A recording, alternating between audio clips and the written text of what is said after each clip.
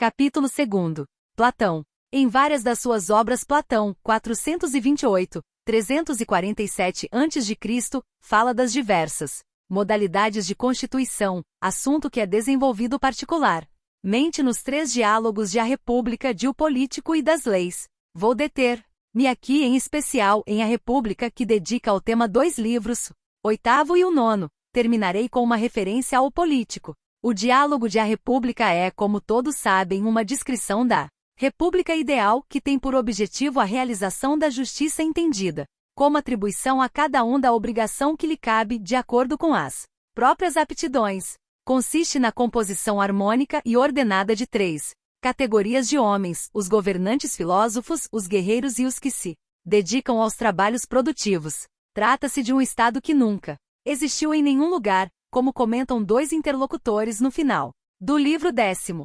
Compreendo, tu falas do estado que fundamos e discutimos. Inexistente a não ser nas nossas palavras, não creio que ele exista em nenhum lugar na terra. Mas talvez haja um exemplo de tal estado no céu, para quem queira encontrá-lo, ajustando-se a ele no governo de si próprio. 592b. Todos os estados que realmente existem, os estados reais, são corrompidos, embora de modo desigual, enquanto o estado perfeito é um só, e não pode deixar de ser assim, porque só pode haver uma constituição perfeita. Os estados imperfeitos são muitos, de conformidade com o princípio afirmado em um trecho do diálogo, segundo o qual a forma da virtude é uma só, mas o vício tem uma variedade infinita. 445c. Segue-se que a tipologia das formas de governo de A República, em contraste com a que consideramos até agora, originada no primeiro debate sobre o tema, inclui só formas más, embora nem todas igualmente. Mas nenhuma dessas formas é boa, enquanto no diálogo de Heródoto, tanto as formas boas como as más são, de acordo com os pontos de vista dos 3 interlocutores, formas históricas realizáveis em A República. As formas históricas que Platão examina detidamente no livro 8º são, mas, justamente porque não se ajustam à constituição ideal, a única forma boa ultrapassa a história, pelo menos até o presente. Ainda mais, como veremos melhor em seguida, a ideia predominante de Aristóteles a Políbio é a de que a história é uma sucessão contínua de formas boas, mas como no esquema seguinte. Para Platão, ao contrário, só se sucedem historicamente formas más, cada uma pior do que a precedente. A constituição boa não entra nessa sucessão, existe por si mesma, como modelo, não importa se no princípio ou no fim da série. Pode-se representar a ideia platônica assim. Na verdade, Platão, como todos os grandes conservadores que sempre veem o passado com benevolência e o futuro com espanto, tem uma concepção pessimista da história, uma concepção terrorista, como diria Kant, vê a história não como progresso indefinido, mas ao contrário, como regresso definido, não como uma passagem do bem para o melhor, mas como um regresso do mal para o pior. Tendo vivido na época da decadência da gloriosa democracia ateniense, examina, analisa e denuncia a degradação da polis, não o seu esplendor. É também, como todos os grandes conservadores, um historiador e um moralista da decadência das nações mais do que da sua grandeza. Diante da degradação contínua da história, a solução só pode estar fora da história, atingível por um processo de sublimação que representa uma mudança radical, a ponto de levantar a suspeita de que a história não é capaz de recebê-la e de suportá-la com relação ao que acontece de fato no mundo. As constituições corrompidas que Platão examina demoradamente no livro 8º são, em ordem decrescente, as 4 seguintes: timocracia, oligarquia, democracia e tirania. Vê-se logo que faltam nessa enumeração 2 das formas tradicionais, a monarquia e a aristocracia. Numa passagem que convém citar em seguida, essas 2 formas são atribuídas indiferentemente à constituição ideal. Digo que uma das formas de governo é justamente a que consideramos a constituição ideal, que podemos chamar de 2 maneiras. Se um dentre todos os governantes predomina sobre os outros, é a monarquia. Se a direção do governo cabe a mais de uma pessoa, é a aristocracia. É verdade.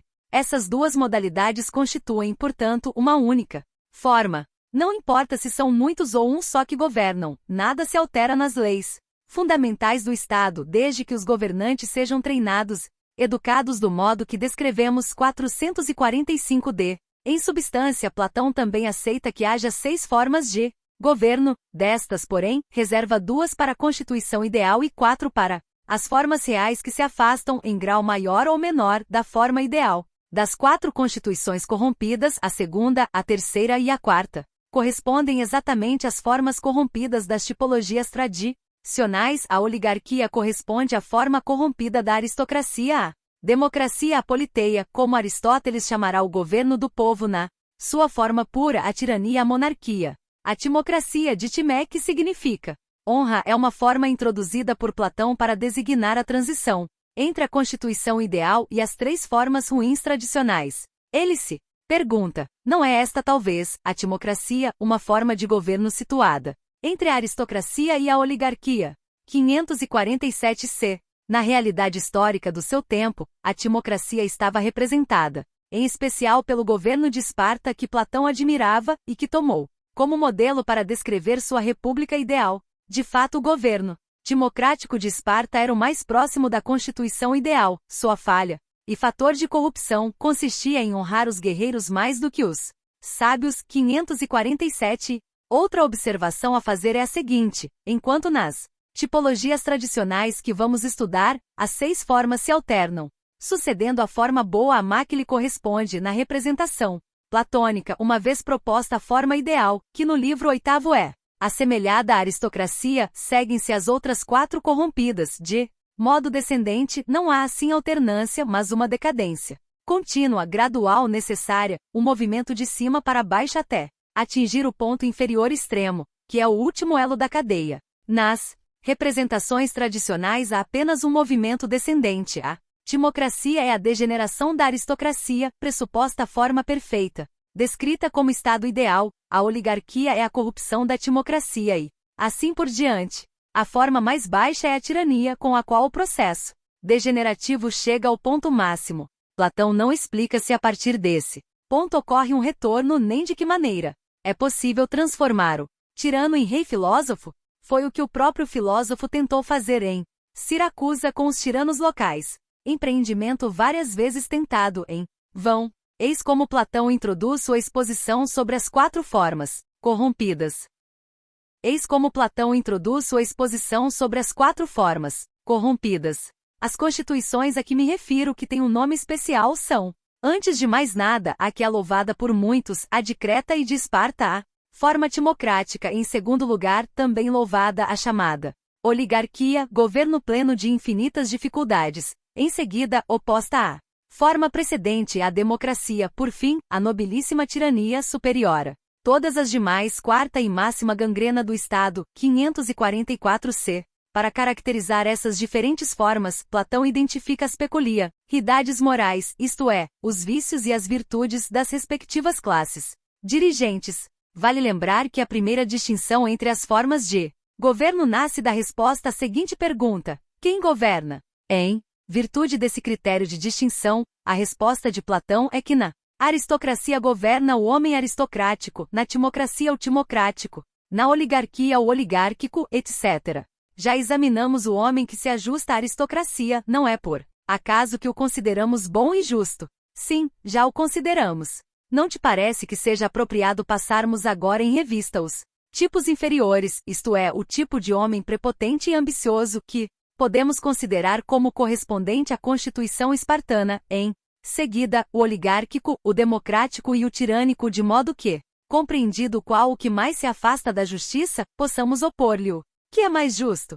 545 e cada um desses homens que representa um tipo de classe dirigente, e portanto uma forma de governo, é retratado de modo muito eficaz, mediante a descrição da sua paixão dominante. Para o timocrático, a ambição, o desejo de honrarias; para o oligárquico, a fome de riqueza; para o democrático, o desejo imoderado de liberdade que se transforma em licença; para o tirânico, a violência. Reproduzimos aqui alguns trechos desses retratos. O homem timocrático é severo com os criados, mas não deixa de ter consciência deles.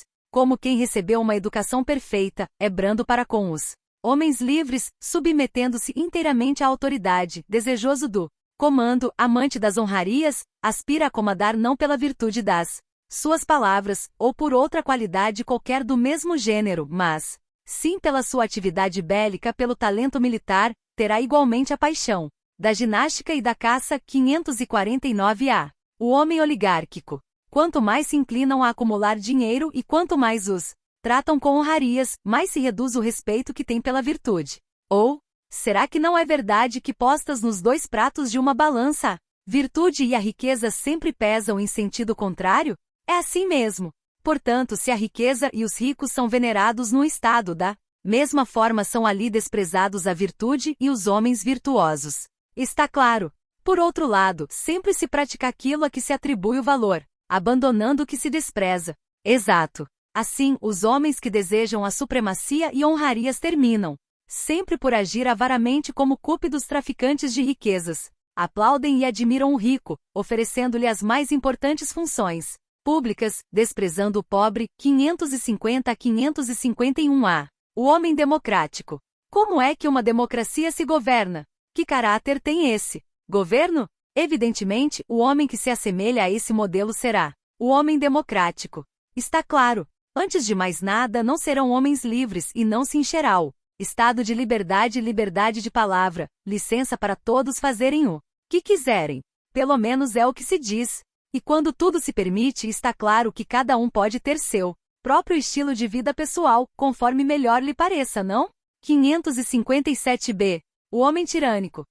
O governante, vendo que a multidão está pronta a obedecer, não sabe evitar o derramamento de sangue dos cidadãos com falsas acusações, usando os meios preferidos pelos que agem assim, arrasta as pessoas aos tribunais, mácula-se com homicídio, provando com a língua e os lábios acelerados o sangue do próximo. A outros exila, promove sua morte. De outro lado, prevê a remissão de dívidas e a redistribuição de terras. Por isso não será necessário, inevitável mesmo, que esse homem morra pela mão dos seus inimigos ou se faça um tirano, transformando-se de lobo em homem?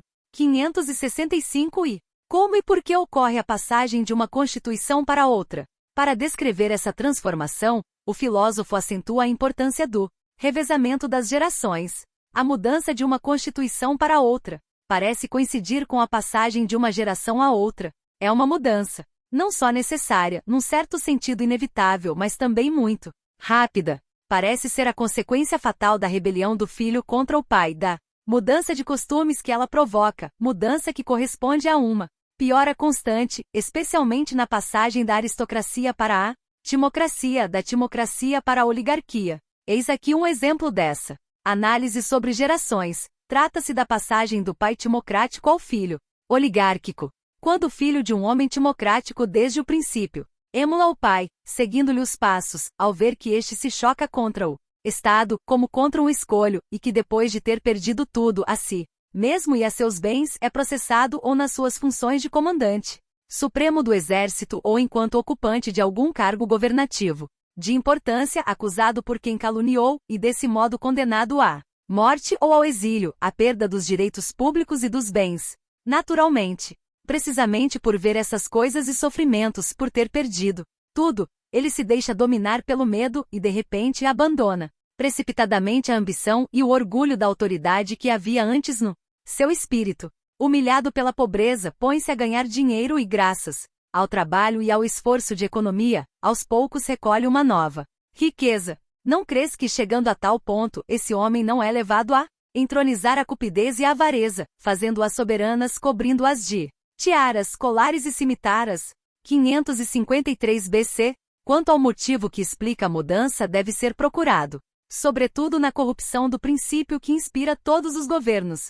Para uma ética como a helênica, acolhida e propugnada por Platão, fundamentada na ideia do meio dourado, a corrupção de um princípio consiste no seu excesso. A honra do homem timocrático se corrompe quando se transforma em ambição imoderada e ânsia de poder. A riqueza do homem oligárquico, quando se transforma em avidez, avareza, ostenta são despudorada de bens que leva à inveja e à revolta dos pobres. A liberdade do homem democrático, quando este passa a ser licencioso, acreditando que tudo é permitido, que todas as regras podem ser transgredidas impunemente.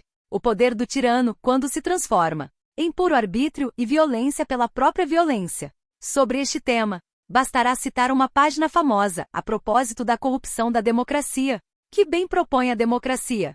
A liberdade, no Estado governado democraticamente, é a Liberdade que verás proclamada como seu maior bem, por isso em tal Estado só pode viver quem for liberal por temperamento. Estado só pode viver quem for liberal por temperamento. Com efeito é o que se ouve com muita frequência. De fato, é o que te queria dizer. Não é talvez o desejo insaciável desse bem, em troca do qual tudo mais é abandonado, que determina também a deformação dessa forma de governo, preparando o caminho para a tirania.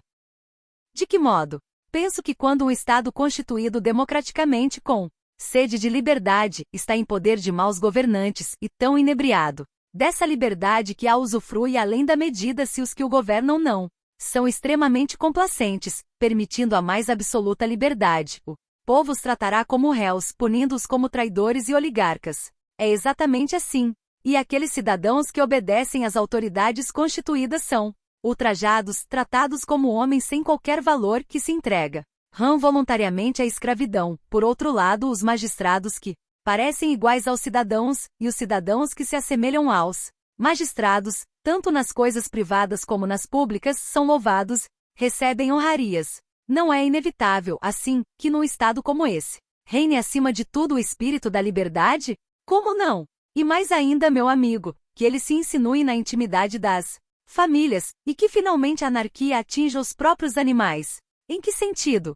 Por exemplo, o pai se habitua a tratar os filhos como iguais e a temê-los, o mesmo ocorrendo com os filhos em relação aos pais, de modo que os primeiros passam a não mais respeitar ou temer os próprios genitores, justamente por serem livres. Os metecos se tornam iguais aos cidadãos, e estes aos metecos, o mesmo se podendo dizer com relação aos estrangeiros. É exatamente o que acontece. Sim, e mais ainda, no estado semelhante o professor teme e adula seus alunos que não dão importância ao mestre como aos educadores. Em poucas palavras, os jovens se igualam aos velhos tanto no que dizem como no que fazem. Por sua vez, os velhos são condescendentes com relação aos jovens com sua vivacidade e alegria, imitando-os para não parecerem intolerantes e despóticos. 562 CE, 563 AB. Como se manifesta a corrupção do Estado? Essencialmente pela discórdia. Esse é um dos grandes temas da filosofia política de todos os tempos, um tema recorrente, sobretudo devido à reflexão política que examina os problemas do Estado não ex parte populi, porque deste ponto de vista o problema de fundo é o da liberdade, mas ex parte principis, isto é, do ponto de vista daqueles que detêm o poder e que têm a responsabilidade de conservá-lo, para os que consideram o problema político ex parte principis, e Platão é seguramente um deles, talvez o maior de todos. O tema fundamental não é o da liberdade do indivíduo com respeito ao Estado, mas o da unidade do Estado com relação ao indivíduo. Se este é o bem maior, o mal será a discórdia, princípio da desagregação da unidade. Da discórdia nascem os males da fragmentação, da estrutura social, a cisão em partidos, o choque das facções, por fim a anarquia, o maior dos males, que representa o fim do Estado, a situação mais favorável à instituição do pior tipo de governo, a tirania. O tema da discórdia como moléstia, como patologia do Estado é frequente. A corrupção do Estado é muitas vezes comparada à doença do organismo, dada a analogia contínua proposta por Platão entre o corpo do indivíduo e o corpo do Estado. Vamos, tentemos explicar como é que a timocracia pode nascer da aristocracia. Para começar, não é verdade indiscutível que todas as formas de Estado se transformam devido justamente àqueles que governam, quando entre eles surge a discórdia, e que, enquanto o governo se mantém em harmonia, embora pequeno, permanece necessariamente inalterado. 545d. Mas especificamente há duas modalidades de discórdia que levam uma cidade à ruína. A primeira é a que ocorre dentro da classe dirigente, a outra, o conflito entre a classe dirigente e a classe dirigida, entre governantes e governados. Na descrição platônica das formas corrompidas de convivência política, esses dois tipos podem ser vistos na passagem da aristocracia para a timocracia e da timocracia para a oligarquia. A discórdia destrutiva é do primeiro tipo. Na passagem da oligarquia para a democracia, ao contrário, é do segundo tipo. As duas primeiras são, com efeito, transformações internas das classes dirigentes. A terceira implica a transferência do poder de uma classe para outra, para usar a terminologia antiga, que perdurou até Rousseau, a mudança do domínio dos ricos para o dos pobres. É amplamente reconhecido que a teoria platônica do Estado como organismo deve muito à sua teoria do homem. A filosofia platônica é um exemplo notável da teoria orgânica da sociedade, isto é, da teoria que concebe a sociedade, ou o Estado, como um verdadeiro organismo, à imagem e semelhança do corpo humano.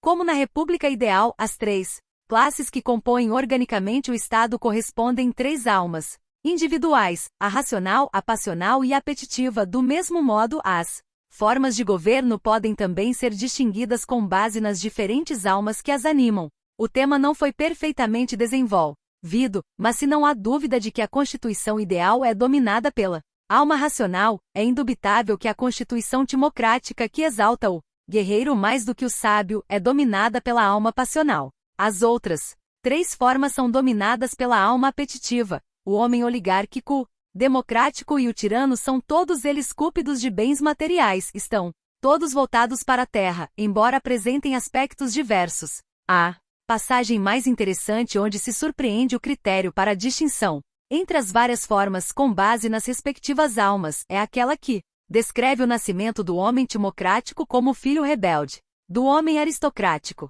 Nosso jovem que ouve e vê tudo isso e por outro lado escuta as palavras do pai, ao mesmo tempo que observa sua conduta, compara-a com a dos outros, sente-se atraído por uma e por outra, pelo pai que irriga e cultiva o aspecto racional da sua alma, pelos outros que alimentam o aspecto da concupiscência e do impulso, não sendo mal por natureza, mas estando frequentemente em más companhias e sofrendo essa dupla atração, constitui em si mesmo um caráter intermediário, confiando o governo de si mesmo à parte média da alma, prepotente e ambiciosa, tornando-se um homem arrogante e sedento de honrarias. 550 AB. Também sob esse aspecto a timocracia aparece como forma qualitativamente diferente das demais, intermediária entre a perfeita e a mais imperfeita. Embora não seja perfeita, é menos imperfeita do que as que se lhe seguem. No que concerne à parte da alma correspondente às três últimas pertencem à mesma espécie, enquanto a timocracia participa de espécie distinta. Neste sentido, a diferença entre esta última e aquelas outras formas não é apenas de grau, mas de qualidade. Quanto às três últimas formas, o critério de distinção a que Platão recorre se baseia na diferença entre os vários tipos de necessidade ou de desejo. O termo grego é epitomia, que em cada uma delas é atendido preponderantemente. Há três espécies de necessidades: as essenciais, as supérfluas e as ilícitas. O homem oligárquico se caracteriza pelo atendimento das necessidades essenciais, o democrático das supérfluas, tirânico das ilícitas. Platão define os dois primeiros tipos da seguinte forma: tirânico das ilícitas. Platão define os dois primeiros tipos da seguinte forma: é justo chamar necessários aqueles desejos que não é possível desprezar, e todos os outros que devemos satisfazer. Nos dois casos, são inclinações devidas a uma necessidade natural, no que respeita àqueles desejos de que nos podemos liberar, se nos dedicamos a isso desde a juventude, e que quando existem em nós não nos trazem nenhum bem, mas podem causar-nos mal, não estaríamos usando a denominação correta se os chamássemos de desejos supérfluos? 558 de 559a. Eis alguns exemplos: o desejo de alimentar-se é necessário, o de comer alimentos refinados é supérfluo. As necessidades ilícitas são uma modalidade das supérfluas, próprias dos tiranos, embora aflijam todos os homens, podem contudo ser extirpadas pela educação. A diferença entre o homem normal e o tirano está em que esses desejos ilícitos, violentos ou tumultuosos, como também são conhecidos, perturbam o primeiro só em sonhos e o segundo na vigília. A república é uma descrição da melhor forma de constituição. O político é uma investigação, estudo e descrição do melhor tipo de governante, o rei filósofo que possui a ciência do bom governo. O que nos interessa aqui é apenas um trecho de Platão em que o filósofo expõe suas ideias sobre as formas de governo. Trata-se de passagem curta que reproduziremos completamente. Não acreditamos que a monarquia é uma das nossas formas de governo? Certamente. E depois da monarquia poderíamos citar o governo dos poucos. Naturalmente. Um terceiro tipo não seria o governo do grande número, a chamada democracia? Sim. Ora, como são três, essas formas de governo não passarão a 5. De certo modo, cada uma com dois outros nomes? Quais? os que se referem de certa maneira à natureza violenta ou voluntária, à pobreza ou à riqueza, à legalidade ou ilegalidade, dividindo em duas cada uma das formas, assim como chamamos a monarquia, tirania ou governo real. É verdade. E o Estado governado por poucos, nós o conhecemos como aristocracia ou oligarquia. Exato. Na democracia, ao contrário, o povo domina os que possuem bens. Seja com o seu consentimento, seja com a força, sejam as leis guardadas, ciosamente sejam violadas. Nunca se alterou essa denominação 291, de 292A. No que diz respeito à tipologia de a república, ela é menos original. Sua única diferença, em comparação com a tipologia que se tornará clássica, a das 6 formas de governo, 3 boas e 3 más, é que em o político a democracia tem um só nome, o que não quer dizer que, diferentemente das outras formas de governo, apresente um único modelo. Também do governo popular há uma versão boa e uma versão má, embora sob o mesmo nome, como vemos na seguinte passagem. Temos na monarquia o governo real e o tirânico, já dissemos com respeito ao governo dos poucos, que este pode ser a aristocracia, de nome promissor, ou a oligarquia. Quanto ao governo dos muitos, admitimos inicialmente que dele existisse uma só modalidade, a democracia. É preciso aceitar agora que se apresenta também sob forma dupla. Nós o dividiremos com um critério igual ao que foi aplicado aos outros, embora percebamos agora que o nome dessa forma tem duas acepções, mas a distinção entre o governo de acordo com as leis e em oposição a elas é aplicável a este caso como aos demais. 0 Político 302d. Continuando o diálogo, Platão coloca também o problema do confronto entre as várias formas de governo, para avaliar se são relativamente mais ou menos boas, ou más, e sustenta a tese de que se é verdade que a democracia é a pior das formas boas, é no entanto a melhor das más, vide 302d e 303ab. Qual a consequência disso? Se colocamos em ordem decrescente as 6 formas, as 3 primeiras, as boas, devem ser postas em determinada posição: monarquia, aristocracia, democracia, e as más em posição inversa: democracia, oligarquia, tirania. A democracia está ao mesmo tempo no fim da série boa e no princípio da série má. Além do mais, essa disposição pode servir para explicar por que a democracia tem um só nome, sendo a pior forma dentre as boas e a melhor das más. Não apresenta nas duas versões a diferença do governo de um só, que na versão boa é o melhor e na versão má é o pior. Coloquemos assim as 6 formas na ordem da sua aceitabilidade: monarquia, aristocracia, democracia positiva, democracia negativa, oligarquia, tirania. É evidente que as duas espécies de democracia formam um contínuo, enquanto as duas formas do governo de um só ocupam os 2 extremos da escala. Outra coisa a observar, no momento só incidentalmente, trata-se de assunto ao qual vamos voltar com frequência durante o curso, é o critério, ou critérios com base nos quais Platão distingue as formas boas das más. Relendo a passagem citada, veremos que esses critérios são, em substância, 2, violência e consenso, legalidade e ilegalidade. As formas boas são aquelas em que o governo não se baseia na violência e sim no consentimento ou na vontade dos cidadãos, onde ele atua de acordo com leis estabelecidas e não arbitrariamente. Capítulo 3. Aristóteles. A teoria clássica das formas de governo é aquela exposta por Aristóteles, 384, 322 a.C. na Política. É clássica e foi repetida durante séculos sem variações sensíveis. Aqui também Aristóteles parece ter fixado em definitivo algumas categorias fundamentais que nós, seus pósteros, continuamos a empregar no esforço de compreender a realidade. A Política está dividida em 8 livros, destes 2, o terceiro e o quarto, estão dedicados à descrição e à classificação das formas de governo. O primeiro trata da origem do Estado, o segundo critica as teorias políticas precedentes, em especial a platônica, o quinto trata das mudanças das constituições, isto é, da passagem de uma forma de governo a outra. O sexto estuda em particular as várias formas de democracia e de oligarquia, as 2 formas de governo em que Aristóteles se detém com maior atenção em toda a obra.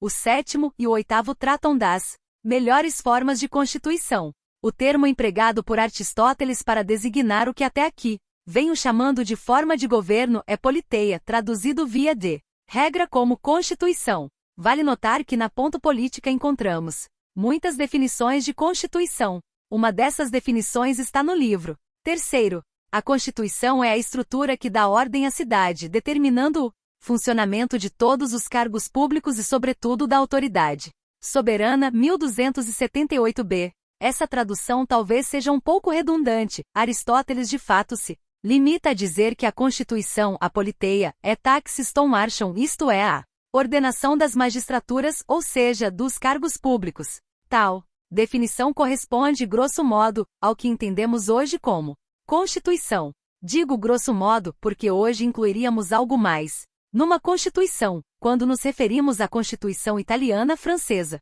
ou chinesa, falamos da lei fundamental de um Estado que estabelece seus órgãos, as respectivas funções, relações recíprocas, etc. Em suma, para repetir Aristóteles, é a ordenação das magistraturas. Um tema a respeito do qual Aristóteles não cessa de chamar a atenção do leitor é o de que há muitas constituições diferentes. Portanto, uma das primeiras tarefas do estudioso da política é descrevê-las e classificá-las. Aristóteles enfrenta o problema no 7 do livro terceiro, em passagem, que, por sua importância histórica, merece ser reproduzida por inteiro.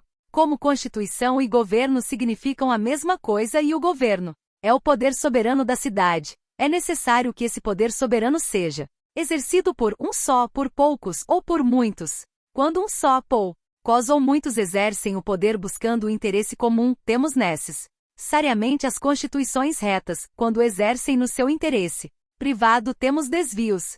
Chamamos reino ao governo monárquico, que se propõe a fazer o bem público, aristocracia ao governo de poucos, quando tem por finalidade o bem comum. Quando a massa governa visando ao bem público, temos a polida palavra com que designamos em comum todas as constituições. As degenerações das formas de governo precedentes são a tirania, com respeito ao reino, a oligarquia com relação à aristocracia e a democracia no que diz respeito à polida. Na verdade, a tirania é o governo monárquico, exercido em favor do monarca, a oligarquia visa ao interesse dos ricos, a democracia ao dos pobres. Mas nenhuma dessas formas mira a utilidade comum. 1279 AB. Em poucas linhas, o autor formula com extrema simplicidade e concisão a célebre teoria das 6 formas de governo. Fica bem claro que essa tipologia deriva do emprego simultâneo dos 2 critérios fundamentais: quem governa e como governa. Com base no primeiro critério, as constituições podem ser distinguidas conforme o poder resida numa só pessoa, monarquia; em poucas pessoas, aristocracia; e em muitas, politia. Com base no segundo, as constituições podem ser boas ou más, com a consequência de que as 3 primeiras formas boas se acrescentam e se contrapõem às 3 formas más: a tirania, a oligarquia e a democracia. A simplicidade e a clareza desta tipologia são tais que seria desnecessário qualquer comentário, além de certas considerações terminológicas. Monarquia significa propriamente governo de um só, mas na tipologia aristotélica quer dizer governo bom de um só, ao qual corresponde, como governo mau, a tirania. Do mesmo modo, oligarquia, que significa propriamente governo de poucos, corresponde a governo mau de poucos, a que está relacionada a aristocracia como forma boa de governo. O termo oligarquia conservou de fato, nos séculos seguintes, seu significado pejorativo original. Ainda hoje se costuma falar de oligarquias no sentido negativo, para designar grupos de poder restritos que governam sem o apoio popular, contrapondo-se assim à democracia. Quanto à aristocracia, que significa propriamente governo dos melhores, é o único dos 3 termos designando as formas boas que têm por si mesmo um significado positivo. No curso do tempo manteve significação menos negativa do que a de oligarquia, mas perdeu o sentido original de governo dos melhores na linguagem política moderna. Entendemos, via de regra, por governos aristocráticos os que se baseiam em grupos restritos, nos quais o poder é transmitido por via hereditária. A maior novidade, a estranheza terminológica, é o uso de politia para indicar a constituição caracterizada pelo governo de muitos, e bom, estranheza porque, como vimos, politia, termo que traduz politeia sem traduzi-lo, significa constituição, é portanto um termo genérico não específico. Hoje, quando queremos usar uma palavra grega para indicar o governo de muitos dizemos poliarquia, é o que faz, por exemplo, o cientista político Robert Dahl para denominar a democracia pluralística dos Estados Unidos da América. Os gregos conheciam esse termo, que encontramos, por exemplo, em Tucídides VI. 72, mas o empregavam na acepção pejorativa de comando militar, exercido por muitas pessoas criando desordem e confusão. A confusão que cria no leitor o uso do termo genérico politia ou constituição, para indicar uma das 6 possíveis constituições é ainda maior porque em outra obra, a Ética a Nicomaco, Aristóteles, repetindo a classificação das formas boas e más, emprega para denotar a terceira forma boa o termo timocracia que encontramos em Platão usado para designar a primeira das 4 formas de governo descendentes da forma boa. Convém reproduzir a passagem por inteiro.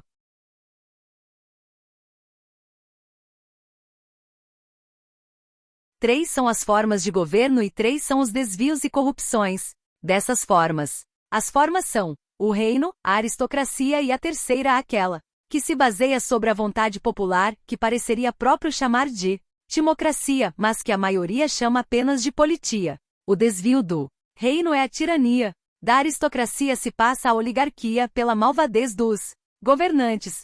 Da timocracia à democracia 1160 AB. De qualquer forma, o uso de um termo genérico como politia ou impróprio como timocracia confirma o que Platão já nos havia ensinado, ao contrário do que acontece com as 2 primeiras formas, para as quais existem 2 termos consagrados pelo uso para indicar respectivamente a forma boa e a má com relação à terceira A no uso corrente, um só termo.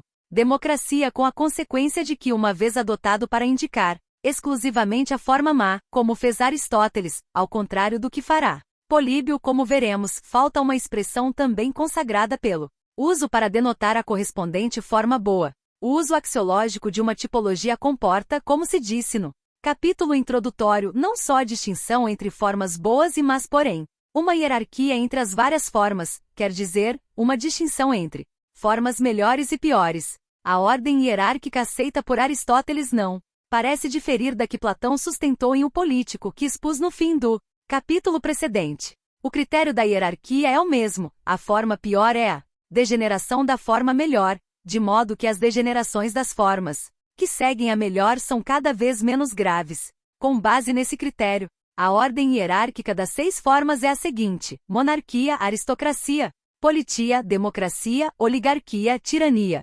E o que podemos dizer empregando as mesmas palavras de Aristóteles? É evidente qual dessas degenerações é a pior e qual vem logo depois. Com efeito, é necessariamente pior a constituição derivada por degene, ração da forma primeira mais divina. Ora, o reino é só de nome, não na realidade. É reino porque quem reina excede extraordinariamente os demais, da mesma forma que a tirania, que é a pior degeneração, é a mais afastada da constituição verdadeira. Em segundo lugar vem a oligarquia, de que a aristocracia difere muito, enquanto a democracia é mais moderada. 1289 AB. Na Ética a Nicomaco podemos confirmar essa ordem. Na mesma passagem que citamos há pouco lê-se, depois da listagem das 6 formas de governo, delas a melhor é o reino, e a pior é a timocracia 1160. E pouco mais adiante. Mas a democracia é o desvio menos ruim, com efeito pouco se afasta da forma de governo correspondente 1160b. Estabelecida assim a ordem hierárquica, observamos que o maior afastamento é o que existe entre monarquia, a melhor constituição, dentre as que são boas, e tirania, a pior, dentre as más. O menor é o que existe entre a politia, a pior das formas boas, e a democracia, a melhor das más. Explica-se também porque as 2 formas da democracia podem ter sido denominadas da mesma forma, estando uma no fim da primeira série e a outra no princípio da segunda, são semelhantes a ponto de poderem ser confundidas. Entre o que é melhor e o que é pior, a distância é grande e inabrangível. Entre o menos bom e o menos mal há uma linha contínua que nos veda traçar uma linha clara de demarcação. Há ainda uma observação a fazer sobre a distinção entre as formas boas e as más. Com base em que critério Aristóteles distingue uma da outra? Vale lembrar o que disse na última parte da lição sobre Platão a propósito da distinção que o filósofo introduz em O Político. O critério de Aristóteles é diferente, não é o consenso ou a força, a legalidade ou ilegalidade, mas sobretudo o interesse comum ou o interesse pessoal. As formas boas são aquelas em que os governantes visam ao interesse comum, mas são aquelas em que os governantes têm em vista o interesse próprio. Este critério está estreitamente associado ao conceito aristotélico da polis, ou do Estado no sentido moderno da palavra. A razão pela qual os indivíduos se reúnem nas cidades, isto é, formam comunidades políticas, não é apenas a de viver em comum, mas a de viver bem 1252b e 1280b. Para que o objetivo da boa vida possa ser realizado é necessário que os cidadãos visem ao interesse comum, ou em conjunto ou por intermédio dos seus governantes. Quando os governantes se aproveitam do poder que receberam ou conquistaram para perseguir interesses particulares, a comunidade política se realiza menos bem, assumindo uma forma política corrompida ou degenerada com relação à forma pura. Aristóteles distingue 3 tipos de relações de poder: o poder do pai sobre o filho, do senhor sobre o escravo, do governante sobre o governado. Essas 3 formas de poder se distinguem entre si com base no tipo de interesse perseguido. O poder dos senhores é exercido no seu próprio interesse, o patemo no interesse dos filhos, o político no interesse comum de governantes e governados. Daí a seguinte conclusão: é evidente que todas as constituições que miram o interesse comum são constituições retas, enquanto conformes à justiça absoluta. As que visam ao interesse dos governantes são errôneas, constituindo rações com respeito às primeiras 1279a. A importância histórica da teoria das 6 formas de governo, do modo como foi fixada por Aristóteles, é enorme, mas não devemos dar-lhe uma importância excessiva dentro da obra aristotélica, que é mais rica de observações e determinações do que poderia parecer considerando a tipologia que estudamos. Poder-se-ia mesmo dizer que o êxito histórico do esquema de classificação, facilmente compreensível como o de todos os esquemas que reduzem uma realidade histórica complexa, como era a das cidades gregas, de suas evoluções e revoluções, terminou induzindo uma leitura simplificada da política, desprezando a complexidade das suas articulações internas. Aristóteles analisa cada uma das 6 formas em especificações históricas, subdividindo-as em muitas espécies particulares, cuja determinação faz com que o esquema geral pareça muito menos rígido do que ficou consignado na tradição do pensamento político. Por vezes deixa de seguir esse esquema ao estudar a passagem de uma subespécie para outra. Considere-se, por exemplo, a primeira forma de governo, a monarquia. Ao iniciar o seu estudo, Aristóteles afirma: é preciso antes de mais nada determinar se a monarquia constitui um só gênero ou se está diferenciada em vários gêneros. É fácil perceber que abrange muitos gêneros, em cada um dos quais o governo é exercido de modo diferente. 1285a. Estabelecida esta premissa, a exposição sobre a monarquia se articula por meio da distinção de várias espécies de monarquias, tais como a dos tempos heróicos, que era hereditária, baseando-se no consentimento dos súditos, a de Esparta, em que o poder supremo se identificava com o poder militar, tendo duração perpétua, o regime dos exinete, isto é, dos tiranos eletivos, bem como dos chefes supremos de uma cidade, eleitos por um certo período ou em caráter vitalício no caso de choques graves entre facções opostas, a monarquia dos povos bárbaros. Detenho-me em particular nesta última, que introduz uma categoria histórica destinada a ter grande importância nos séculos seguintes, a categoria da monarquia despótica ou Rationiloque, do despotismo oriental, sobre a qual voltaremos a falar. São 2 as características peculiares desse tipo de monarquia. A. O poder é exercido tiranicamente, neste sentido se assemelha ao poder do tirano. B. Esse poder exercido tiranicamente é, contudo, legítimo porque é aceito, e é aceito porque, como esses povos bárbaros são mais servis do que os gregos, e como os povos asiáticos são mais servis do que os europeus, suportam sem dificuldade o poder despótico exercido sobre eles. 1285a. Essas 2 características fazem com que não se possa assemelhar tal tipo de monarquia à tirania, já que os tiranos governam súditos descontentes com o seu poder, poder que não se fundamenta no consentimento, não é legítimo no sentido preciso da palavra. Ao mesmo tempo, é uma forma de monarquia que Difere das monarquias helênicas porque é exercida sobre povos servis, o que exige sua aplicação despótica. O poder despótico é aquele que o senhor, em grego, despotes, exerce sobre os escravos, diferente, como já vimos, tanto do poder paterno como do poder político. O poder despótico é absoluto, e ao contrário do paterno, exercido no interesse dos filhos, e do poder político ou civil, exercido no interesse de quem governa, ou de quem é governado, visa ao interesse do senhor que o detém. Como se sabe, Aristóteles justifica a escravidão por considerar que há homens escravos pela sua natureza. Da mesma forma, há também povos naturalmente escravos, os povos servis das grandes monarquias asiáticas. Só se pode exercer sobre esses povos o poder do tipo despótico que não obstante, é perfeitamente legítimo. É o único tipo de poder ajustado à natureza de certos povos, embora duríssimo, como o do senhor de escravos. Tanto é assim que esses povos o aceitam sem dificuldade. Melhor dito, sem lamentar-se. Na tradução latina medieval, sine tris. Titia, enquanto os tiranos, cujos súditos são povos livres, governam cidadãos descontentes sem serem aceitos por eles. Justamente por isso, a tirania é uma forma corrupta de governo, contrastando com a monarquia. Para avaliar o afastamento entre o esquema geral das 6 formas de governo e as análises particulares, nada melhor do que examinar de perto a forma denominada, a falta de outro termo mais apropriado, politia.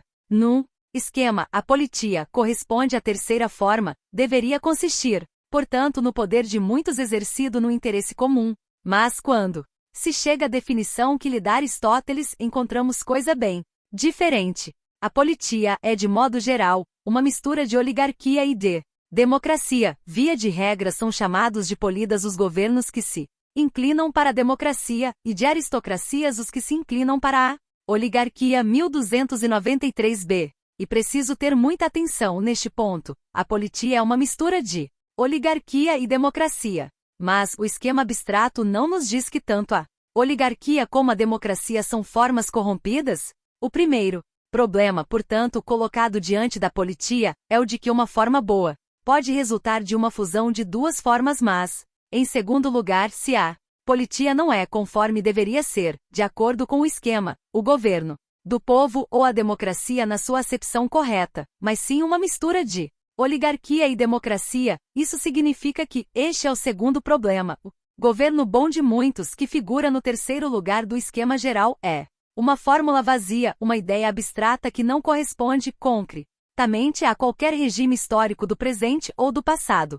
Trata-se, pois, de um problema que é complicado, o que quer dizer é tornado historicamente mais interessante pelo fato de que, contrariando também o esquema geral, para Aristóteles nem a oligarquia é o governo de poucos, nem a democracia é o governo do povo. O critério adotado por Aristóteles para distinguir a oligarquia e a democracia não é o critério numérico de caráter geral, mas um critério bem mais concreto: a diferença entre ricos e pobres. Na democracia governam os homens livres e os pobres que constituem a maioria. Na oligarquia governam os ricos e os nobres que representam a minoria. 1290b. O fato de que a oligarquia é o governo de poucos e a democracia o governo de muitos pode depender apenas de que, de modo geral, em todas as sociedades os ricos são menos numerosos do que os pobres. Mas o que distingue uma forma de governo da outra não é o número, e sim a condição social dos que governam, não um elemento quantitativo, mas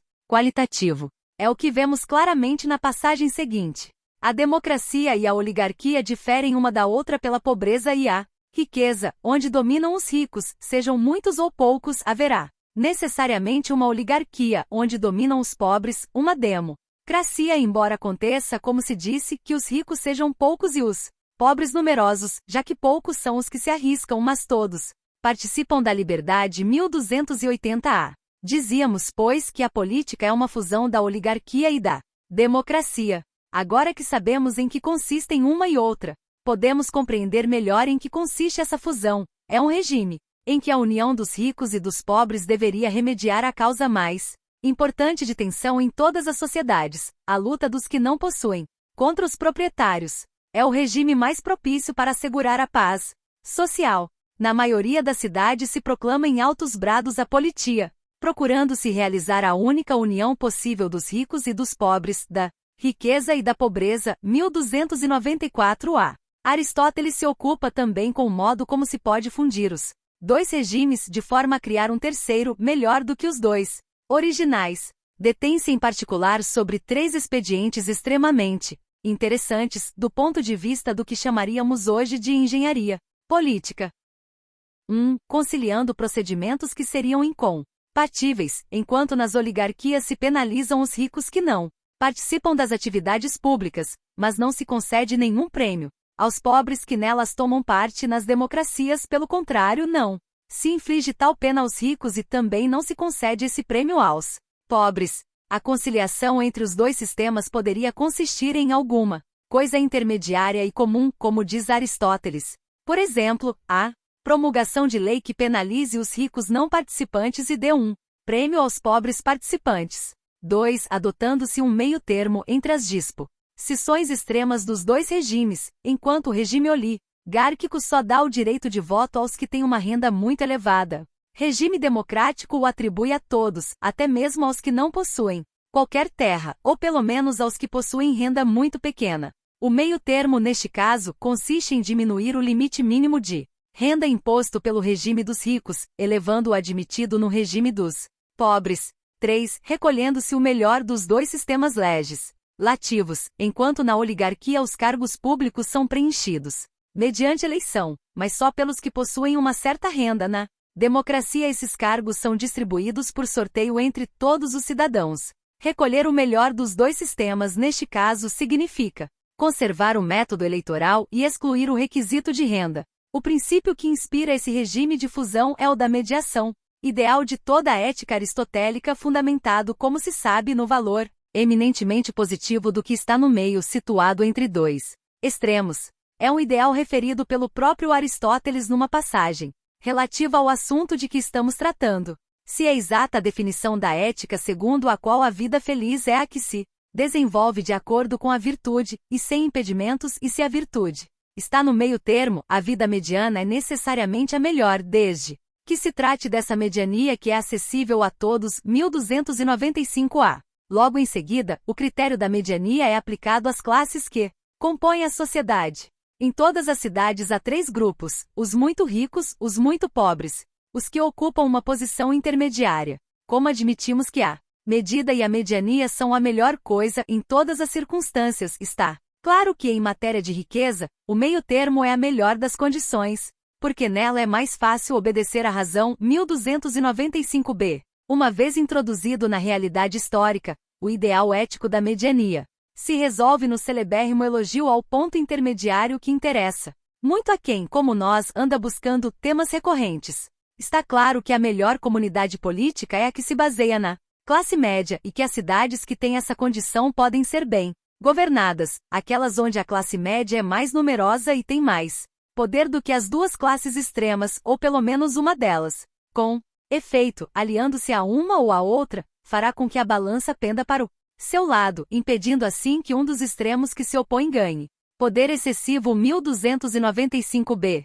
A razão fundamental por que as cidades melhor governadas são aquelas onde predomina a classe média é explicada mais adiante pelo próprio Aristóteles. Está claro que a forma intermediária é a melhor, já que é a mais distante do perigo das revoluções, onde a classe média é numerosa. Raramente ocorrem conspirações e revoltas entre os cidadãos. 1296a. Chamamos a atenção do leitor para este tema, a estabilidade. Tema verdadeiramente central na história das reflexões acerca do bom governo, pois um dos critérios fundamentais que permite distinguir, ainda hoje, o bom governo do mau é sua estabilidade. O que faz com que a mistura de democracia e oligarquia seja boa se com ela se busca uma determinada forma política correspondente a certa estrutura social, caracterizada pela predominância de uma classe que não é rica, como na oligarquia, nem pobre, como na democracia, é justamente o fato de que está menos sujeita às mutações rápidas provocadas pelos conflitos sociais, os quais, por sua vez, resultam da divisão muito nítida entre classes contrapostas. Resolvi deter-me também na polida por uma outra razão: ela é o produto de uma mistura. A ideia de que o bom governo é fruto de uma mistura de diversas formas de governo é um dos grandes temas do pensamento político ocidental, que chega até os nossos dias. Trata-se do tema do governo misto sobre o qual todos os grandes escritores políticos terão algo a dizer, pró ou contra. Sua formulação mais feliz será dada pelo escritor que discutirei no próximo capítulo, Políbio. Capítulo 4. Políbio. Além dos textos de Platão e de Aristóteles, a Antiguidade Clássica nos legou uma terceira obra fundamental para a teoria das formas de governo. O livro sexto da História de Políbio. É um texto de autoridade não menor do que a de Platão e Aristóteles, basta pensar em Maquiavel. Ao contrário dos dois primeiros, Políbio, que viveu no século II a.C., não é um filósofo mas um historiador grego de nascimento. Foi deportado para a Roma depois da conquista da Grécia, entrou em contato ali com os meios mais elevados, especialmente o círculo dos Cipiões, escrevendo em grego a primeira grande história apologética de Roma antes de Tito Livio. Terminadas as guerras púnicas, Roma avizinhava-se do auge da sua potência. Depois de narrar os episódios da Batalha de Cannes, 216 AC, Políbio se detém no livro sexto para fazer uma exposição pormenorizada da Constituição Romana, redigindo um pequeno tratado de direito público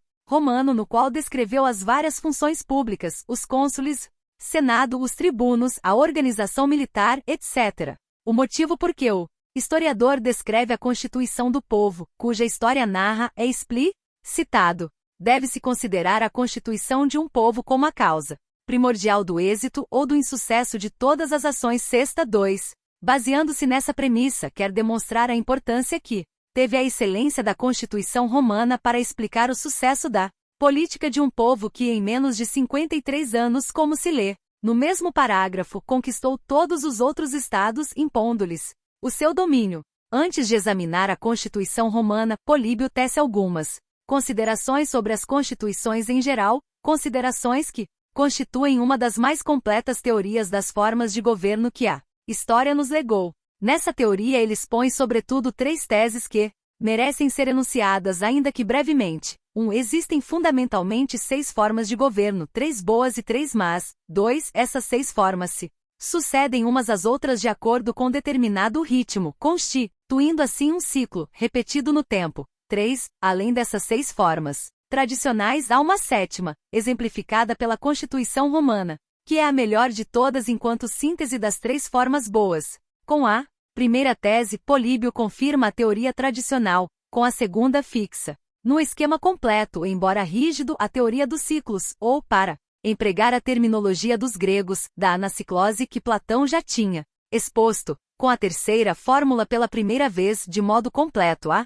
teoria do governo misto, da qual examinamos uma forma espúria pelo menos com respeito à teorização clássica que será justamente a de Políbio, na Polida de Aristóteles. Destas 3 teses, a primeira representa o uso sistemático da teoria das formas de governo, a segunda, o uso historiográfico, a terceira, o axiológico. Em outras palavras, com suas várias teses, Políbio fixa definitivamente a sistemática clássica das formas de governo. Expõe uma filosofia da história inúce, segundo a qual o desenvolvimento histórico ocorre de acordo com uma certa ordem que é dada pela sucessão pré-determinada e recorrente das diversas constituições e exprime a preferência por uma constituição relativamente a todas as outras, a constituição mista em lugar das constituições simples. Comecemos pela primeira tese, que não nos apresenta qualquer novidade. Depois de tudo que vimos até aqui, será desnecessário, portanto, fazer sobre ela comentários particulares.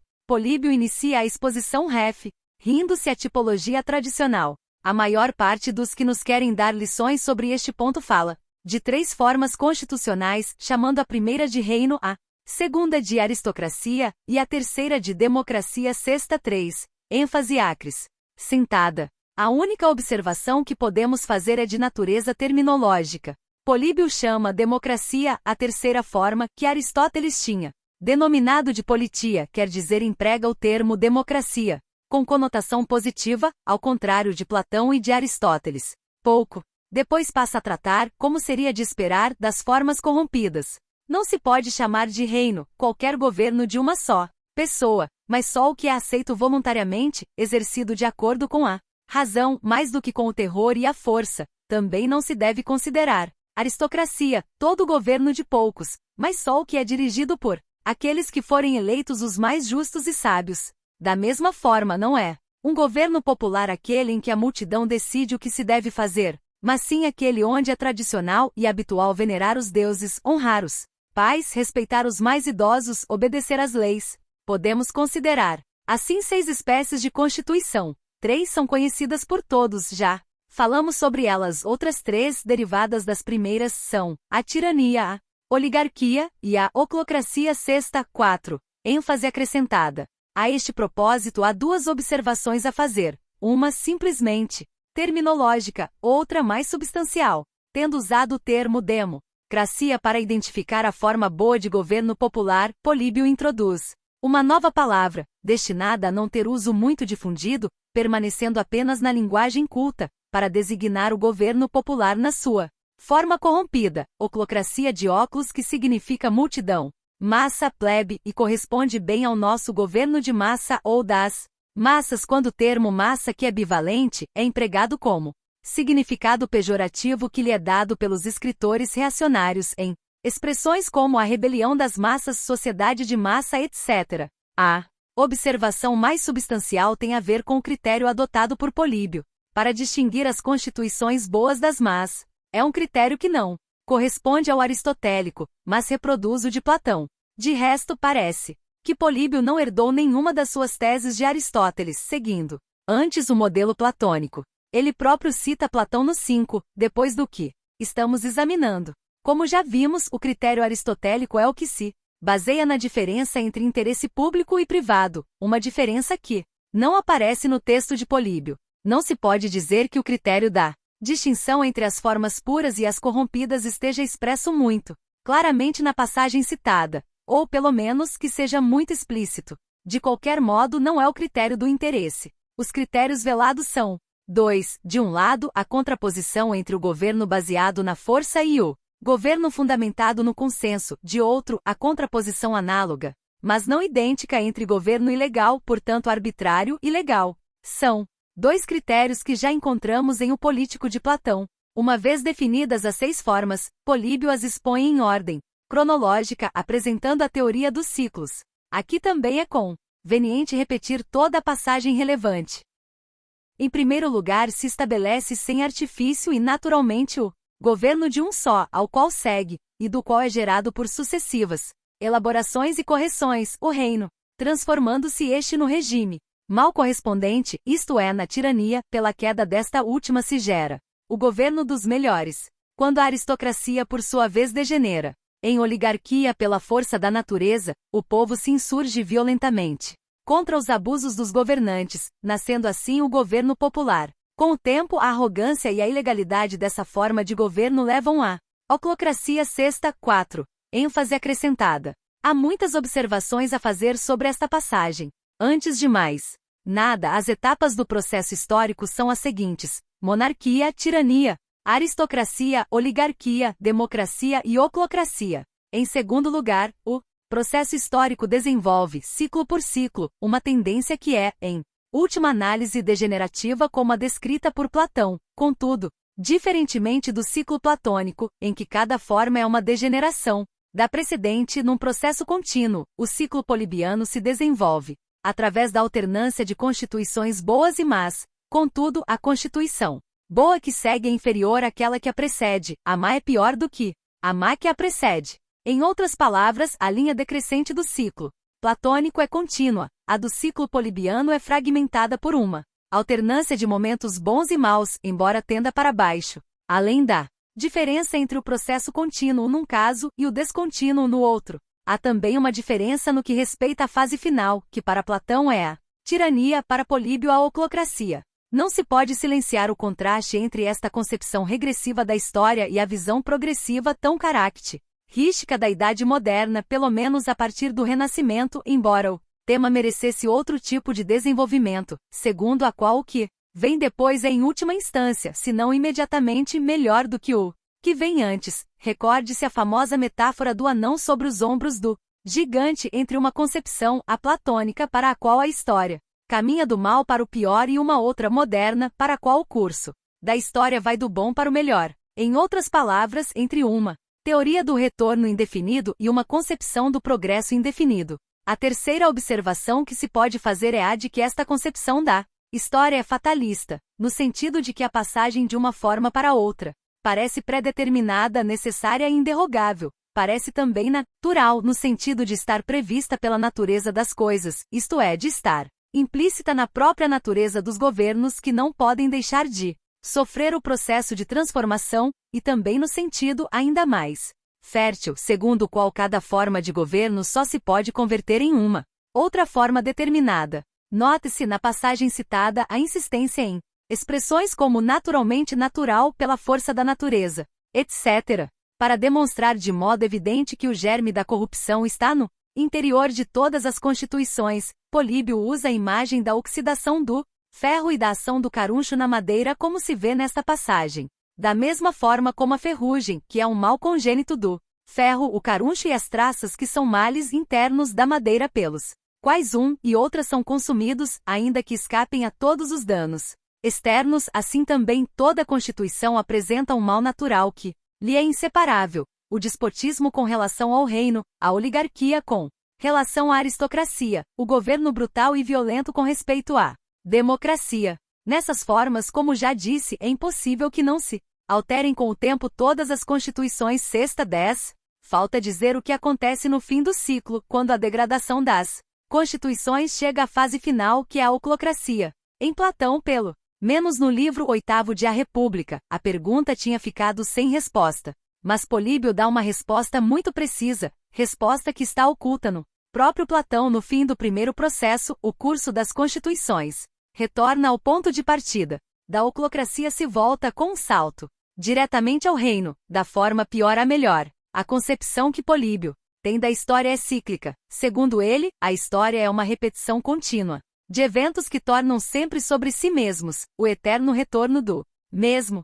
Depois de deter-se longamente a descrever de forma analítica os 6 momentos sucessivos e fatais, conclui: este é o rodízio das constituições, a lei natural segundo a qual as formas políticas se transformam, decaem e retornam ao ponto de partida. Sexta 10. ênfase acrescentada.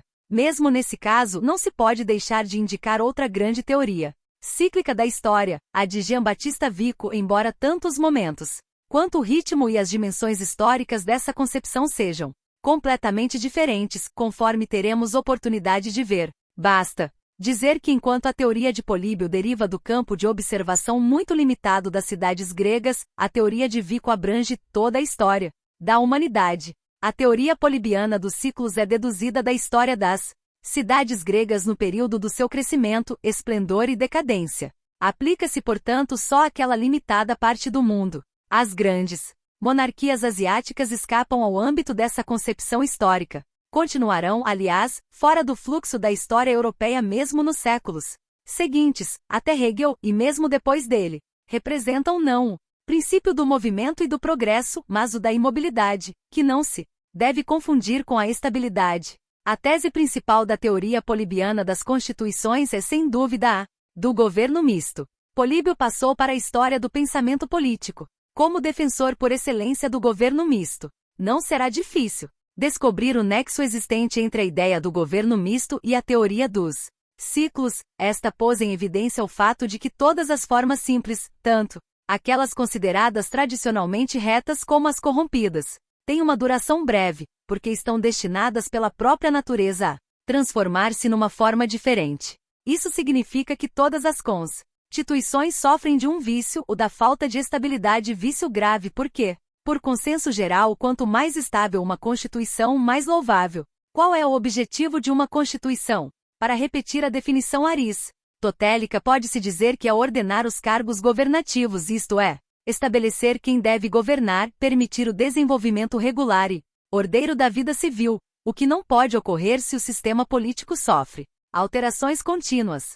Um dos temas recorrentes da filosofia política é o da ordem, muito mais do que seu contrário, a liberdade. A teoria dos ciclos demonstra que as constituições comuns são estáveis, enquanto instáveis, todas elas, mesmo as consideradas tradicionalmente boas, são más. Embora isso possa parecer paradoxal, do ponto de vista do valor supremo da ordem, garantido pela estabilidade, desaparece a distinção entre constituições boas e más. Essa distinção desaparece se observa o que umas e outras têm em comum, são constituições simples nas quais quem governa são o rei, ou tirano, os melhores, ou os mais ricos, ou povo, ou a plebe. A tese de Políbio é a de que todas as constituições simples são más, porque são simples, mesmo as constituições retas. Qual o remédio? Então,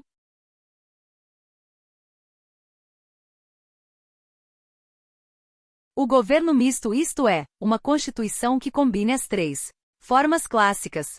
Antes mesmo de terminar a enumeração das três formas boas, na passagem citada acima, Políbio acrescenta as seguintes palavras, antecipando um conceito que desenvolverá mais completamente nos parágrafos sucessivos. Está claro, de fato, que precisamos considerar ótima a Constituição, que reúne as características de todas as três formas sexta 3. O exemplo histórico que demonstra essa ideia é a Esparta de Licurgo. Não importa que tenha havido as mais diversas interpretações da Constituição de Esparta, nem cabe discutir se a interpretação de Políbio estava correta. O que nos interessa aqui é que, para Políbio, a Constituição de Esparta é excelente porque é mista. A relação entre governo misto e estabilidade parece clara desde o início da passagem. Licurgo tinha notado que cada uma das transformações mencionadas se completava necessária e, naturalmente, considerava que todos os governos simples baseados num só princípio eram precários formando-se logo na forma corrompida correspondente que devia sucedê-los por força da natureza sexta 10. ênfase acrescentada. Na sua descrição do remédio de Licurgo para o inconveniente do caráter precário desses governos, Políbio apresenta uma formulação do governo misto e do seu funcionamento que se tornou clássica.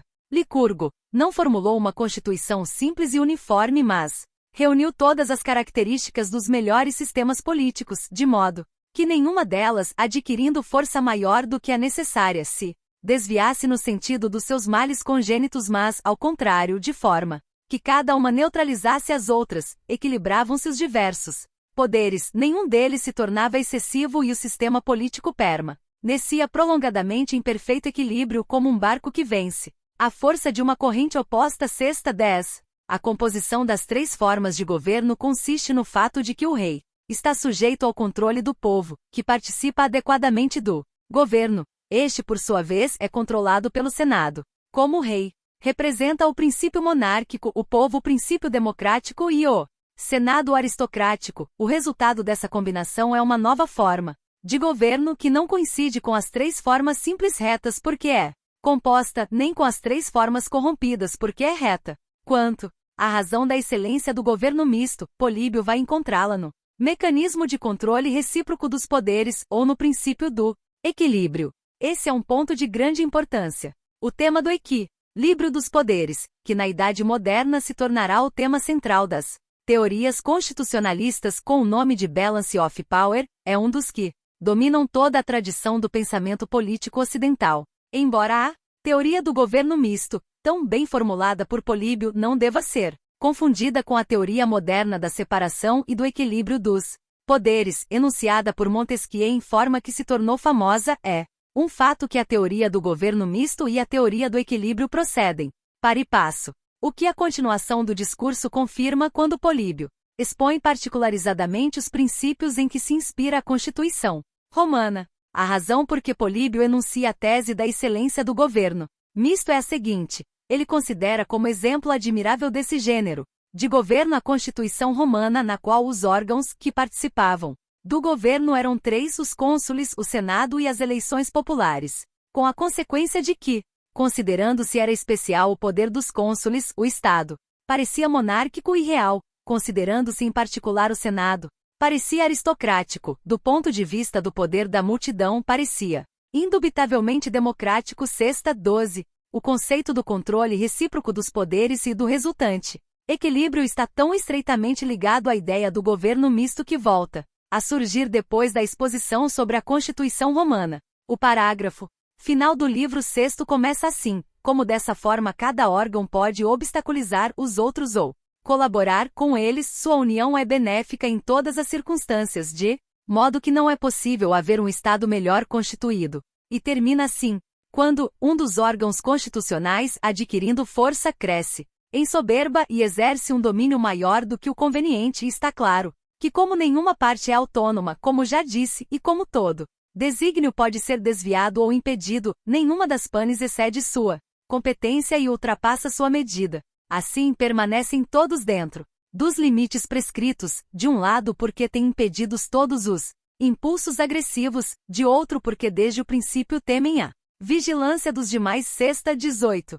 Com essas afirmativas, Políbio conclui perfeitamente a exposição que iniciará dizendo que a primeira causa do êxito ou do insucesso de um povo deve ser procurada na sua constituição.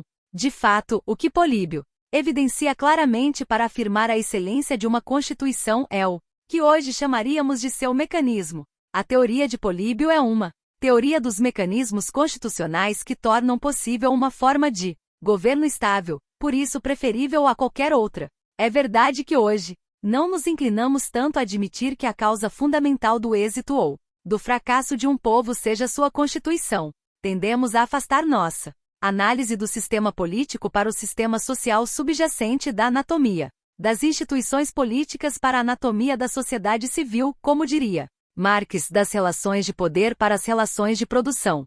No entanto, a preferência atribuída às instituições perdurou longamente, conforme veremos, não será estranha a Hegel. Vale a pena fazer um rápido confronto com a politia de Aristóteles, representada como uma forma antecipada de governo misto. Segundo Aristóteles, a superação do antagonismo entre as duas partes em conflito não ocorre, como para Políbio, a nível institucional. Acontece, quando acontece, na sociedade, por meio da formação de uma forte classe média, com interesse próprio na estabilidade. Antes de ser institucional, o equilíbrio aristotélico é social. Ele só é institucional se é previamente social. Neste sentido, a teoria aristotélica da politia não é tanto uma teoria do governo misto, mas sobretudo a admiração sentida por uma sociedade sem grandes desequilíbrios de riqueza. A presença simultânea dos três poderes e seu controle recíproco preserva as constituições mistas da degeneração a que estão sujeitos os governos simples, porque impede aqueles excessos que, por reação, desencadeiam a oposição e provocam mudanças. Como conciliar, então, a estabilidade dos governos mistos com a teoria dos ciclos? Não há, talvez, uma contradição entre a afirmativa peremptória de que os ciclos das constituições são um fato natural, portanto inevitável, e a afirmativa não menos peremptória de que os governos mistos são estáveis? Não é de hoje que os analistas do livro sexto de Políbio observam essa contradição. Nota-se que é de fato estranho que o teorizador da fatalidade da mudança tenha dedicado depois algumas páginas, no mesmo contexto, a descrever e exaltar uma constituição cuja característica é subtrair-se à mudança. A existência de uma constituição como a romana que se formou lentamente, mediante grandes lutas e agitações, e justamente porque se desenvolve por meio da criação de um sistema complexo de poderes contrapostos, não está sujeita à degeneração, não representa um desmentido solene da teoria dos ciclos? A contradição é mais aparente do que real. O fato de que as constituições mistas são estáveis não significa que sejam eternas, mas apenas mais duradouras do que as simples. De resto, o primeiro modelo de constituição mista, o modelo espartano no tempo de Políbio, já não passava de uma recordação histórica. O que diferencia as constituições mistas das simples não é mais a proteção contra as mudanças, o fato de que podem escapar ao destino mortal que condena todas as constituições, como todas as coisas vivas, mas sim um ritmo diferente e uma razão diferente para a mudança. Não é por acaso que, referindo-se ao Estado romano, Políbio escreve, logo depois de enunciar a lei dos ciclos históricos, especialmente no caso do Estado romano, com este método, isto é, com a lei dos ciclos, segundo a qual as formas políticas se transformam, decaem e retornam a copyright. Ponto de partida, tomaremos consciência do seu surgimento, expansão e potência máxima, como da decadência que seguirá. Sexta 9. Parece não haver dúvida de que desde o princípio Políbio tem perfeita consciência de que até mesmo o Estado romano, não obstante sua excelência, está sujeito à lei natural do nascimento, crescimento e morte, que, portanto, o que constitui o título de mérito do governo misto é sua maior estabilidade, não sua perenidade. No que concerne ao ritmo de mudança, ele é mais lento do que o das constituições simples, porque é mediante o mecanismo de conciliação das três partes que compõem a sociedade no seu conjunto, os conflitos entre partes, que nas constituições simples provocam as transformações constitucionais, a passagem brusca e violenta de uma forma para outra são resolvidos dentro do sistema político. Se produzem mudanças, elas são, como diríamos hoje, sistemáticas e não extrasistemáticas, graduais e não violentas. Provocam não o desequilíbrio imprevisto que gera a revolução, mas uma alteração do equilíbrio interno que é absorvida por um deslocamento do mesmo equilíbrio em grau diferente. No que respeita à razão que pode explicar por que as constituições mistas também decaem e morrem, ela consiste num tal deslocamento do equilíbrio entre as três partes em favor de uma delas, que a Constituição deixa de ser mista para se tornar simples.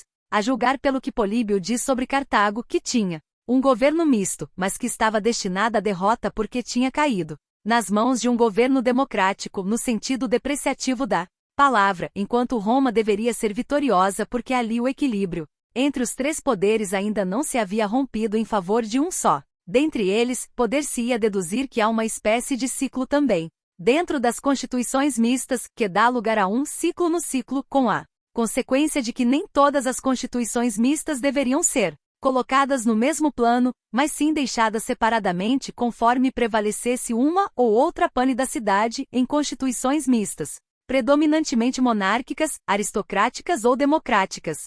Pode-se talvez arriscar a hipótese, embora não inteiramente explicitada, de que Políbio tenha usado também esse ciclo no ciclo de modo axiológico, além de descritivo, estabelecendo uma graduação de mérito entre os diversos tipos de constituições mistas, dando sua preferência ao de predominância aristocrática, como era o da Roma do seu tempo, e considerando que a constituição mista de predominância democrática fosse o princípio do fim.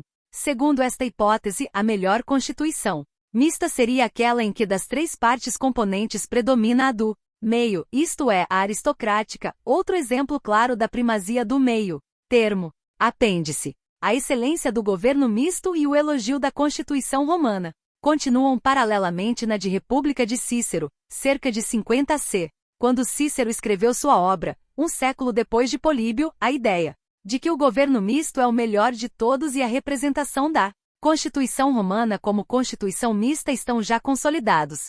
As duas noções se reforçam mutuamente. A Constituição romana é a melhor, porque é um governo misto. Ao mesmo tempo, o governo misto é o melhor dos governos porque foi elaborado em Roma durante séculos. Depois de expor a teoria clássica das 6 formas, Cícero escreve: a meu ver, dessas 3 primeiras formas, a monárquica é claramente preferível, mas será superior a ela aquela composta equilibradamente, a equatum et temperatum, por todas as 3 melhores formas de constituição. E 45, ênfase acrescentada. Observe-se a expressão, a equatum et temperatum, que lembra o tema polibiano do equilíbrio. Qual a razão da excelência desse tipo de constituição? Na verdade, é bom que haja no governo alguma coisa de eminente e de real, que outros poderes sejam atribuídos e deferidos à autoridade dos melhores, que certas questões fiquem reservadas ao julgamento e à vontade da multidão. E 45. Quais as consequências disso? Essa Constituição apresenta, em primeiro lugar, uma certa igualdade, que a longo prazo os cidadãos livres não podem dispensar senão com dificuldade. Em segundo lugar, possui estabilidade firmitudinem. E 45, ênfase acrescentada. Depois do que dissemos a respeito de Políbio, parece-me inútil insistir na importância da ideia de estabilidade na avaliação positiva de qualquer Constituição. A passagem de Cícero que reproduzimos confirma isso, e confirma também que a excelência do governo misto reside, em última instância, no fato de que ele assegura uma estabilidade que as outras formas de governo não conseguem garantir, como fica claro no trecho a seguir, que reproduz em síntese rápida o ciclo polibiano.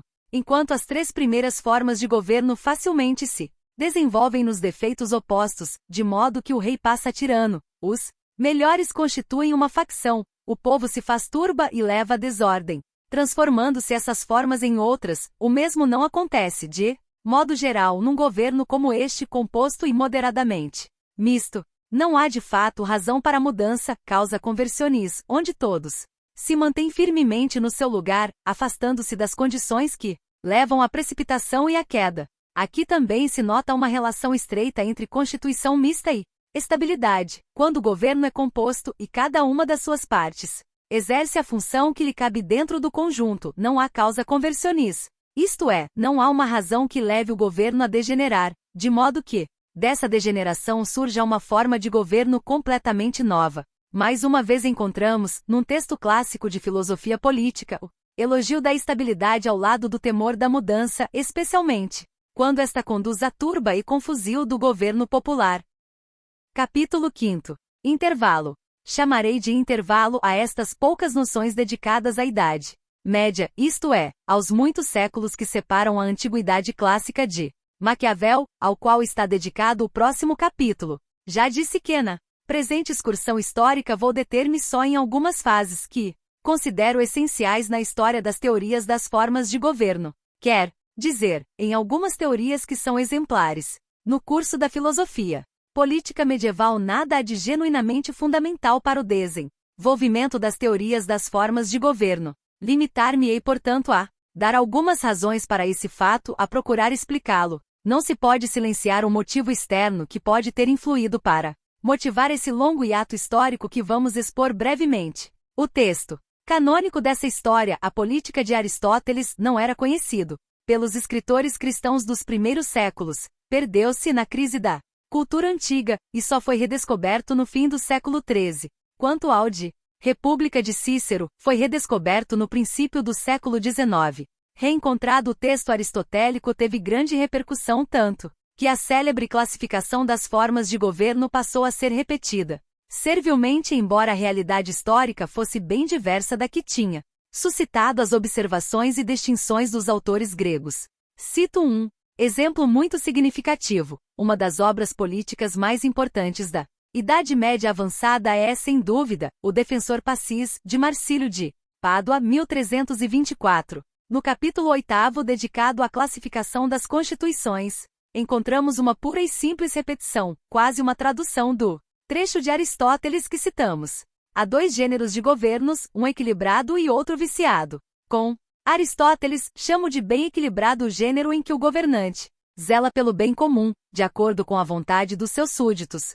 Gênero viciado é o que apresenta falha deste ponto de vista. Cada um desses gêneros se divide em seguida em três espécies: o equilibrado em monarquia real, aristocracia e polida; o viciado nas três espécies opostas, que são a monarquia tirânica, a oligarquia e a democracia. Desejaria apontar uma razão mais profunda, embora o faça com muita cautela por se tratar de generalização que precisaria ser apoiada com mais provas. Grande parte das teorias medievais sobre o Estado, pelo menos as teorias dos primeiros séculos, anteriores à visão escolástica que retoma as teses aristotélicas, apresenta uma concepção negativa do Estado. Considero concepção negativa do Estado a que lhe atribui a função essencial de remediar a natureza má do homem, vendo sobretudo como uma dura necessidade, considerando-o particularmente no seu aspecto repressivo, simbolizado pela espada. A concepção helênica era bem diferente. Basta lembrar que, para Aristóteles, o fim do Estado não é só possibilitar a vida em conjunto, mas assegurar aos que vivem em comum uma vida boa. Para quem postula a natureza má do homem, o homem depois da queda, o homem do pecado original, a finalidade do Estado não é promover o bem, mas exclusivamente controlar, com a espada da justiça, o desencadeamento das paixões que tornariam impossível qualquer tipo de convivência pacífica. Quem provê a salvação do homem não é o Estado, mas a Igreja. Para ilustrar o que denominei de concepção negativa do Estado, reproduz o trecho de um autor que resume na sua obra enciclopédica o pensamento cristão dos primeiros séculos. Isidoro de Sevilha, 550-636. Pela vontade de Deus, a pena da servidão foi imposta à humanidade, devido ao pecado do primeiro homem, quando ele nota que a liberdade não convém a alguns homens, misericordiosamente lhes imponha escravidão. E embora todos os fiéis possam ser redimidos do pecado original pelo batismo, Deus, na sua equidade, fez diferente a vida dos homens, determinando que alguns fossem servos, outros senhores, de modo que o arbítrio que tem os servos de agir mal fosse limitado pelo poder dos que dominam. Com efeito, se ninguém temesse, quem poderia impedir alguém de cometer o mal? Por isso são eleitos príncipes e reis, para que, com o terror, livrem seus súditos do mal, obrigando-os pelas leis a viver retamente. Sententiae, 3ª, 47. Será difícil encontrar uma exposição mais incisiva e sintética da concepção negativa do Estado. como sua razão de ser é a maldade humana, o poder dos governantes só se pode aplicar com o terror. Os homens não são naturalmente bons, o Estado é um instrumento dessa coerção.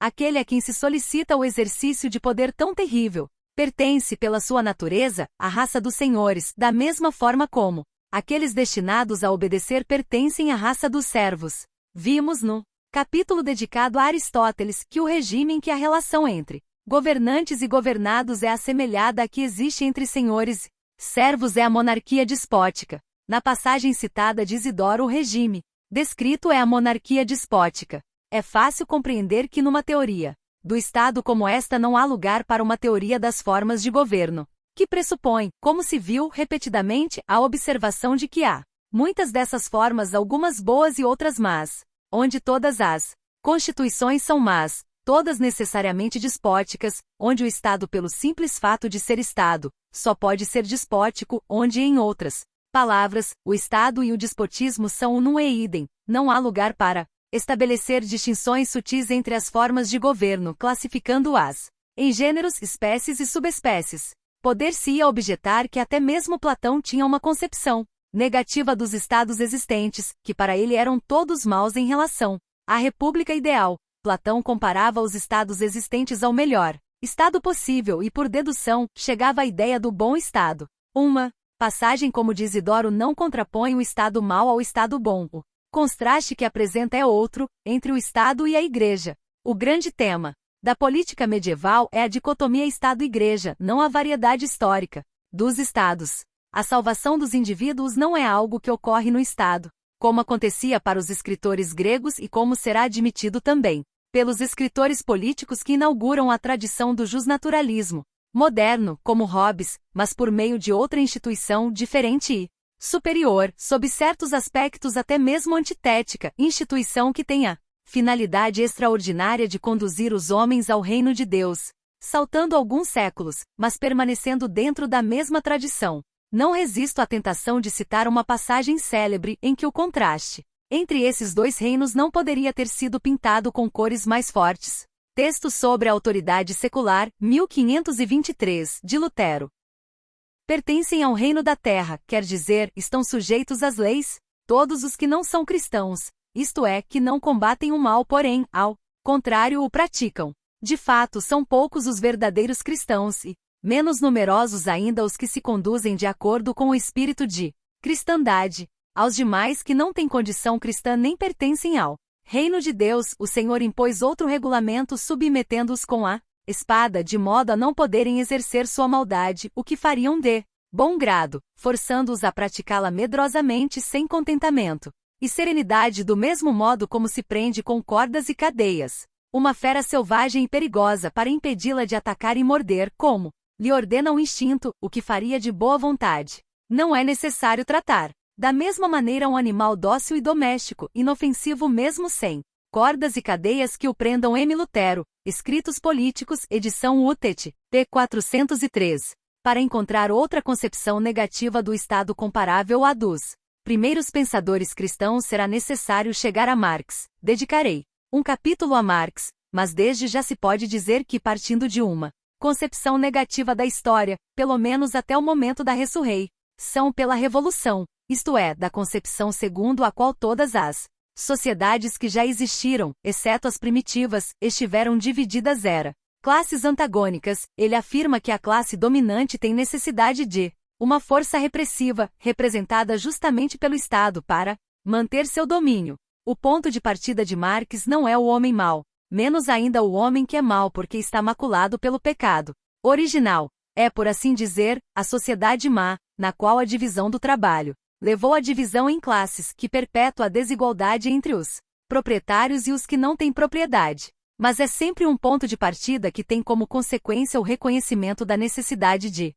um domínio férreo, sem o qual a classe dominante não poderia manter seu poder. Para Marx também o Estado não pode ser mantido sem o terror. A diferença é que esse terror não é necessário devido à maldade dos súditos, mas às condições objetivas das relações de produção que deram origem a uma sociedade de desiguais que só a força pode manter unida. Não é por acaso que Marx se refere ao Estado burguês como ditadura da burguesia e chama de ditadura do proletariado, o estado em que a classe dominante será o proletariado. Designa o Estado, qualquer forma de Estado, como um termo que sempre denotou uma forma de poder, exclusivo e absoluto. Veremos oportunamente que, com respeito à teoria das formas de governo, a consequência é a mesma que extraímos da concepção negativa do Estado, própria de alguns escritores cristãos. Mesmo em Marx não encontramos uma genuína teoria das formas de governo.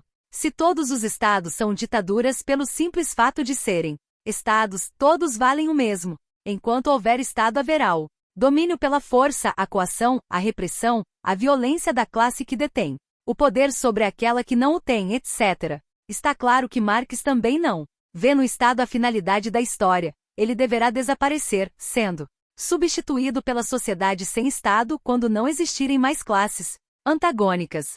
Contudo, enquanto para os escritores cristãos a salvação do indivíduo depende de outra sociedade paralela ao Estado, extra ecclesiam nulla. Salus, para Marx a solução está na dissolução do Estado, isto é, na sociedade que não se baseia mais em relações de força, a qual poderá ser instaurada quando desaparecerem as divisões de classe. Dentro de uma concepção negativa do Estado, não pode haver a afirmação de um momento positivo, quer dizer, de uma entidade que se contraponha ao Estado, dominando-o e por fim destroçando-o. Para os escritores cristãos, esse momento positivo é a Igreja. Para Marx, é a sociedade sem classes.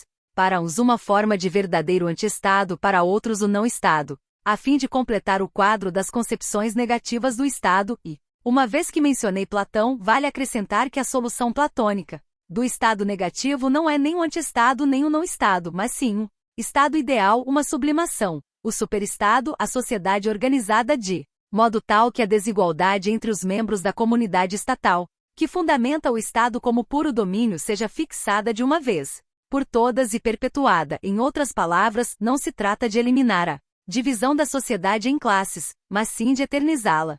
Pode-se dar também uma explicação filosófica para o escasso interesse que os escritores cristãos têm na classificação das formas de governo. O problema central dos escritores políticos dos primeiros séculos do cristianismo é, antes de tudo, um problema moral. Trata-se da relação entre o Estado, qualquer que seja sua forma histórica, e a justiça. Santo Agostinho tinha enunciado com extrema clareza esse problema, que todo o pensamento político medieval procura solucionar, ao perguntar-se: desprezada a justiça, que são os reinos senão bandos de ladrões? E que são os bandos de ladrões senão pequenos reinos? Por isso foi inteligente verais a resposta dada a Alexandre Magno por um pirata que caiu sob o seu poder. Como Alexandre lhe perguntasse por que razão infestava os mares, respondeu com audácia: pelo mesmo motivo por que infestas a terra. Mas como faço com um pequeno barco, sou chamado de pirata. Como fazes com uma grande frota, és chamado de imperador de Civitate Dei.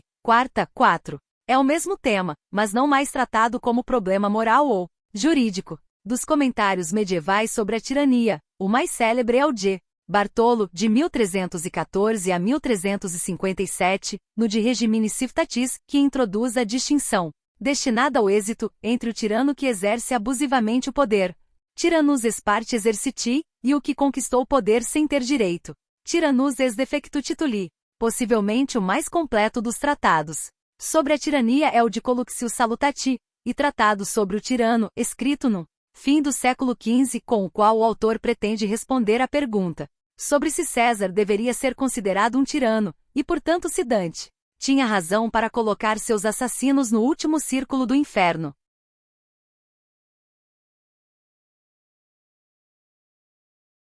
Coluxio retoma uma classificação das formas de governo, ou principatus, que encontramos já em São Tomás, em Ptolomeu de Luca e em Egídio Romano, e que deriva longínquamente de Aristóteles, sem chegar a ser aristotélica na acepção estrita.